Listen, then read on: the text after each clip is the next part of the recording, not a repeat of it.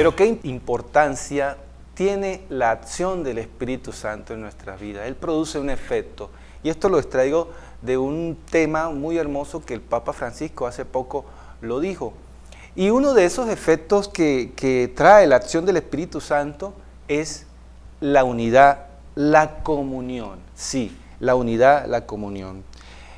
Nos dice la palabra de Dios en el Antiguo Testamento, en el libro de Génesis, nos habla de Babel. Esa torre de Babel que había comenzado con la dispersión, con la degradación de los pueblos, la dispersión de los pueblos, pero también la confusión de las lenguas.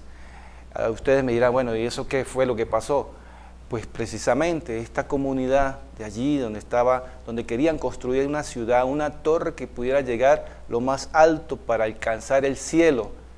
Ellos lo empezaron a construir, pero el Señor se dio cuenta de la intención que tenía en sus corazones, que no era una buena intención porque no le tomaron en cuenta a Él, al contrario, querían asemejarse a Dios. Entonces el Señor quiso que sus lenguas no se pudieran comunicar y efectivamente eso sucedió, y eso no se dio indudablemente. Pues este efecto de la misma torre de Babel, pues tal vez puede estar sucediendo en nuestro hogar, en nuestra familia, en nuestra comunidad. ¿Producto de qué? Producto del pecado, producto de la soberbia y del orgullo del hombre. Producto de que nosotros lamentablemente, y lo hemos escuchado 1000 veces, de poder hablar con nuestros hermanos, con aquel que necesita de una palabra de aliento, de poder escuchar que no tiene perdón de Dios lo que haya hecho. ¿Sí? Quizás lo que se haya hecho, lo se haya dicho ha sido muy lamentable, pudimos haberle causado daño a otras personas, pudimos haber hecho cosas indebidamente, incluso nosotros mismos con nuestro propio testimonio, lo que hicimos fue agrandar más el daño y esas personas pues caen en una depresión, caen en problemas que lamentablemente son muy difíciles de superar. Quizás hemos llegado allí, por producto de eso, la unidad, la comunidad, la comunión entre los hermanos, pues se ha roto. Y eso puede estar sucediendo en las vidas de cada uno de nosotros, en cualquier lugar que estemos. Hoy, queridos hermanos, hoy en nuestra vida muchas personas se sienten indignas del perdón de Dios. Se sienten que todavía creyendo en ese Dios castigador, porque indudablemente que Dios odia el pecado, pero ama al pecador, el poder decirle que Dios quiere de cada uno de nosotros que nos salvemos. Dios quiere de cada uno de nosotros lo mejor de lo que Él nos ha dado, pero tenemos que estar en su presencia, tenemos que ser convencidos de que sí he pecado, indudablemente, de que sí tengo problemas en mi hogar, en mi familia, en mi comunidad, de que tenemos problemas difíciles, y que quizás por el desespero hemos caído en el pecado que nos aleja y nos aparta de Dios. Pues tengo que decirles, mis queridos hermanos, que hoy el pecado, la falta cometidas, todo aquello que quizás hoy aún pensamos que estamos lejos de Dios y que no tenemos perdón de Dios, debo decirles que no es así. Dios es un Dios de amor, un Dios que se conmueve, dice sus entrañas. ¿Para qué? Para darnos de su misericordia, del gran amor y de su misericordia, el perdón de nuestros pecados, el perdón de nuestras faltas.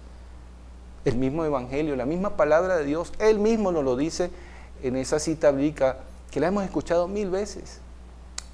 Evangelio de San Juan 3:16. Sí, ese es. De tal manera amó Dios al mundo que entregó su Hijo único para que todo el que crea en Él no se pierda, sino que tenga vida eterna. No se pierda, sino que se salve. Y son palabras del mismo Dios que hoy nos las repite, nos las volvemos a decir y las volvemos a pronunciar nuevamente. Ese es el amor de Dios que quiere para cada uno de nosotros, para que pueda haber una unidad, para que pueda haber una comunión. Para que cuando nosotros en ese Pentecostés de nuestra vida, en nuestro hogar, en nuestra familia, en nuestra comunidad, esas divisiones puedan superarse, ese orgullo, esa soberbia que hemos podido tener contra el hermano puedan superarse, para que pueda haber una unidad, para que pueda haber una comunión. pero necesitamos apertura hacia Dios. Necesitamos que Dios abra nuestro corazón para poderle recibir, para poder anunciar su palabra, para poder enseñar, para poder conquistar a nuestro hermano con nuestro propio testimonio de vida. ¡Qué hermoso! Y ese es el llamado que el Señor tiene para cada uno de nosotros. Otro de los efectos que produce el recibir ese Espíritu Santo, el hecho de poder recibir el Espíritu Santo, es el coraje que tuvieron allí los apóstoles, el coraje de proclamar la novedad del Evangelio, la buena nueva de Jesús a todos, a todos. Dice el libro de los Hechos de los Apóstoles, en el capítulo 2, que Pedro, lleno del Espíritu Santo, se pone de pie junto con los 11 y en voz alta, con poder, con propiedad, con confianza, anuncia la buena nueva de Jesús, que dio su vida por nuestra salvación y que Dios lo resucitó de entre los muertos. Mis hermanos, yo no sé en este momento qué es lo que hay en tu corazón. Yo no lo sé. Dice que Pedro lleno del Espíritu Santo. Iván, tú que me escuchas allí, no sé qué puede haber en tu corazón. ¿De qué está lleno tu corazón? Yo no lo sé. Solamente lo sabes tú y Dios. ¿Qué estamos diciendo en este momento? ¿Qué está saliendo en este momento de nuestra boca?